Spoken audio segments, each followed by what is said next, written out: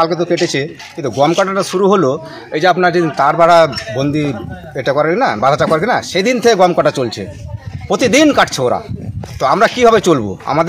আমরা ফসল লাগাচ্ছি, এত কষ্ট করে ওরা কেটে নিয়ে চলে যাবে? নিয়মিতভাবে কাটছে, প্রতিদিন কাটছে নিয়মিতভাবে। মানে যেখানে তার কাটা নেই সেখানেও কাটছে।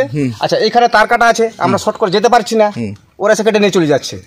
তো আমরা কি করবো? আমরা এইভাবে আমাদের নিজের ফসল এভাবে নষ্ট করবো? আমরা প্রতিরোধ করতে কি জানি না? আমরা প্রতিরোধ করবো, ওদের ফসল নষ্ট করবো আমরাও, দেখি কত পারে। আর এইগুলো হচ্ছে সব ইউনিসের নেতৃত্ব হচ্ছে। আর বাংলাদেশের বিডিআর কিছু বলছে না। ওরা বাংলাদেশের যারা বর্ডার গার্ড, বাংলাদেশের বর্ডার গার্ড, বিজেপি, ওরা কিছুই বলছে না। ওরা তো পারে চেষ্টা করতে যে আমার বাংলাদেশের লোককে আমরা ইন্ডিয়াতে যেতে দেবো না।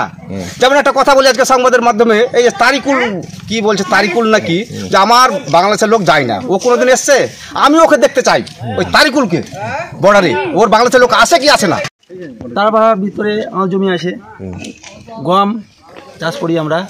ওরা জোর মুস্তি গম কেটে ডেলি কাটে, আজ 10 দিন থেকে ডেলি কাটছে গম। বিডিআর দেখছে, বিডিআর দেখে কিছু বলছে না।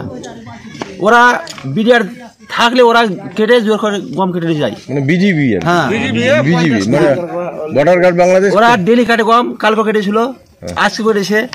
আমরা যেতে পারছি না, তারা দিচ্ছে না।